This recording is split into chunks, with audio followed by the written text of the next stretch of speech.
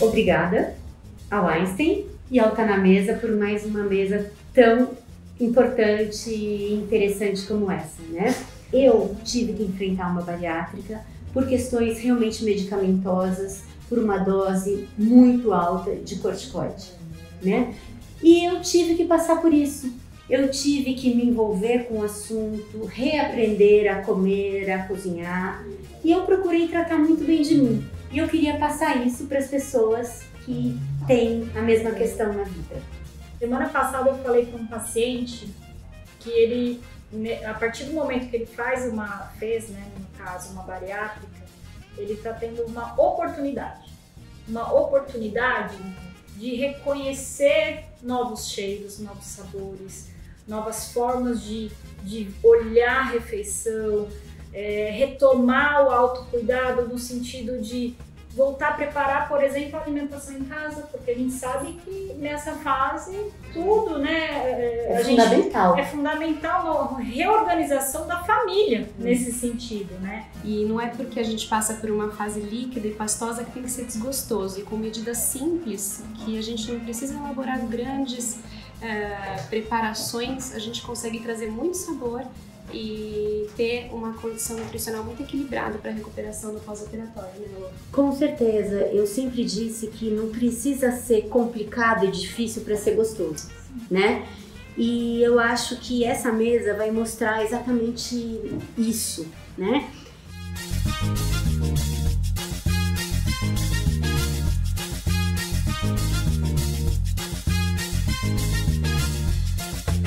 Para facilitar a vida na cozinha, nessa fase da vida, alguns utensílios realmente são uma mão na roda.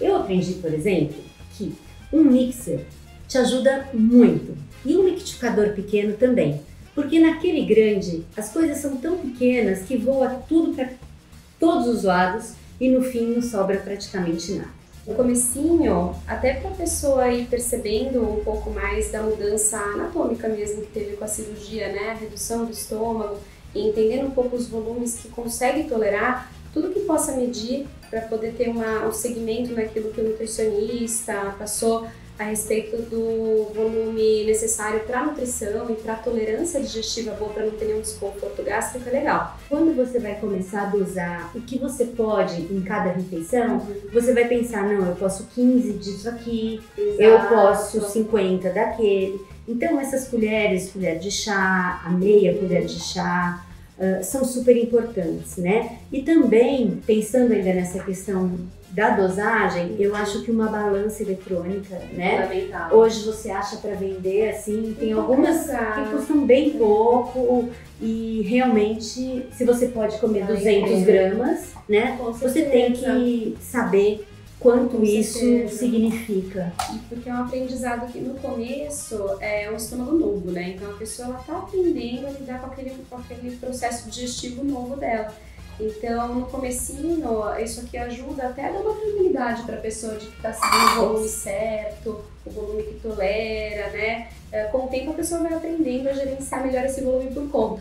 Mas dá uma segurança, né? Dá uma segurança. Outra coisa que eu acho que é importante a gente medir, e que não dá para dizer exatamente, porque cada bandejinha de gelo é uma. Eu já vi bandejinha que tem um cubinho de 20 e já vi de 50, né? Desenhadas de coração, de formatos diferentes. Né? Mas isso é super importante, porque a gente cozinha quantidades, às vezes, que por menor que elas sejam, acaba sendo mais do que você vai poder consumir, Com né? certeza. Na fase inicial da fase líquida, né, que é quando a gente recomenda o consumo em média, né, vai da equipe médica, de nutricionistas, mas de 50 ml a cada 15 a 20 minutos do líquido, o dosar, que como a Elô tá falando, é muito bacana, porque normalmente é uma média de 50 ml da forminha, a pessoa congela, prepara uma sopa, congela esse caldo e depois desenforma para consumir já o volume pronto. Aí você pode colocar numa xicrinha e colocar, de repente, aquecer no micro-ondas ou em banho-maria. Exatamente. Mas o fato é que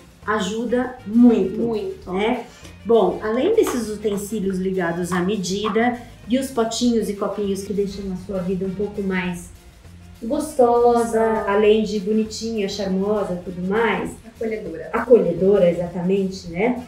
para cozinhar, panelas pequenas, né? Porque as quantidades são pequenas. Então, você colocar numa panela grande 200 ou vai cozinhar uma batata, realmente não dá. Se perde, né? Tudo se perde. A peneira também. É fundamental, né?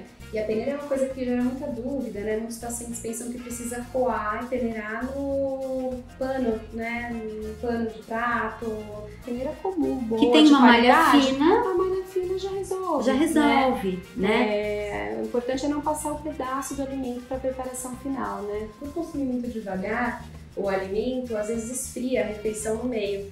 Então, às vezes, um utensílio, um recipiente que seja de cerâmica, que preserve um pouquinho a preparação mais quente por mais tempo, também pode ser melhor, né? Com certeza, super importante pra não comer isso. a sopa fria depois, né? Exatamente. Colheres pequenas para comer, porque vocês estão vendo, não é nada de muito complicado, né? Coisas que tem em casa, né? O máximo que talvez você tenha que comprar mesmo, que é super útil, é o mixer.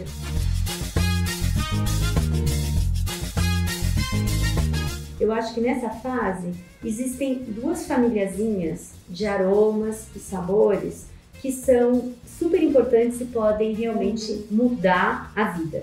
A batata vai ser uma batata ou outras batatas, né? Então, vamos lá. As ervas, né? As ervas, algumas quase todo mundo conhece, né? No sul do Brasil, todo mundo usa muito salsinha e cebolinha. Conforme a gente vai subindo, todo mundo ama coentro. Agora, além desses básicos, existem vários outros, né, Gabi, que a gente pode usar, né? Sim. Alecrim é forte. Então, assim, são 2, 3 galinhos. A sua batata já vai ter um sabor. Se a gente colocar tomilho, a batata vai ter outro sabor. Se eu colocar manjericão, ela vai ser totalmente diferente. Se transforma, né? Se transforma. Então, assim, a gente deu o exemplo da batata, mas na verdade isso serve meio que pra tudo. Ah, eu não gosto de manjericão. Usa outra. Usa hortelã, por que não? E também é uma experimentação, né? Sim. Que nem todo mundo conhece todas elas. É uma forma de se abrir para o novo, né? E hoje em dia as pessoas estão muito habituadas ao consumo de temperos prontos, industrializados, né? E que acabam, às vezes, não vivenciando a experiência de ter um tempero que vem da horta, né? Um tempero natural. Ou desde o vasinho na beirada da janela, né? Você não precisa ter uma horta enorme. Sim, essas ervas, elas também têm nutrientes como a vitamina A, que é um nutriente super importante para a cirurgia bariátrica também. Então, não só no sabor, mas agrega também um valor nutricional mais bacana para a refeição. E no aroma, não dá pra negar. Se você vai pegar um potinho que tem uma batata perfumada, na hora que você vai comer, você vai falar, ai gente, tá muito gostoso. E se tiver só batata com ela mesma, cozidinha só numa água, num caldinho, você pode falar, ai meu Deus, isso aqui é comida de doente. Sim. E você tem que pensar que você não está doente, né? Exatamente. Você tá num processo diferente da vida, né? E a outra família é a das especiarias.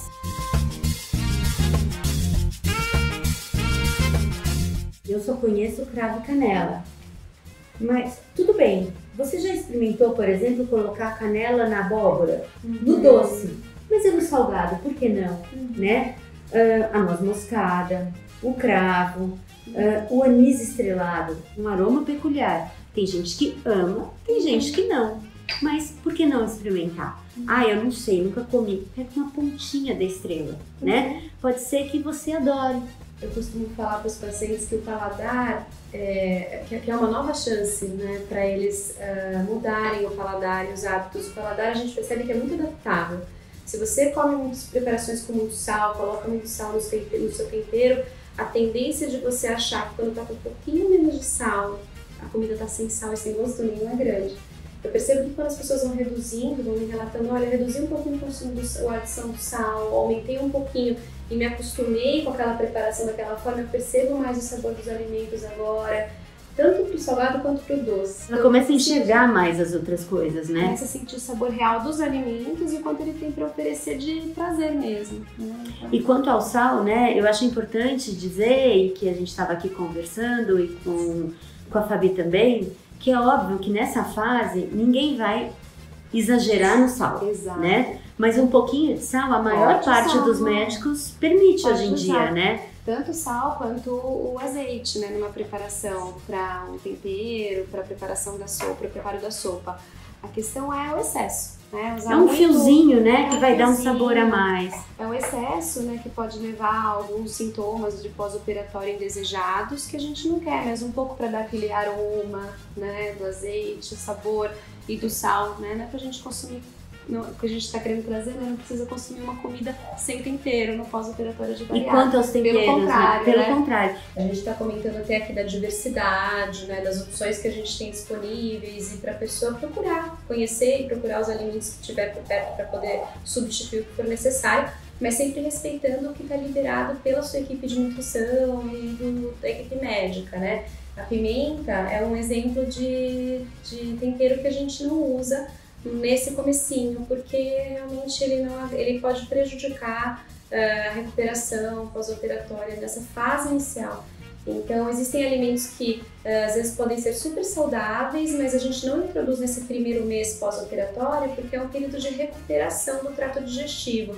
Então, alimentos que fermentam muito, que podem gerar um quadro de gases, dar desconforto gastrointestinal. A gente tem que realmente seguir o que cada equipe de profissionais está indicando para aquele paciente. Tem um período para cada fase, né? Tem diretrizes científicas que falam quanto que deve durar cada etapa, a etapa líquida, a etapa pastosa, que é basicamente o primeiro mês da cirurgia, da recuperação cirúrgica, né? E aí cada equipe vai adaptar um pouco a experiência, né, prática com seus pacientes, tanto o período de cada fase quanto a composição, mas de maneira geral são os 15 dias de dieta líquida, seguido de 15 de pastoso, concluindo o primeiro mês de cirurgia, que é o que a gente vai falar aqui hoje, que é a fase da recuperação digestiva. Isso aí. Vamos acompanhar o que tá na mesa.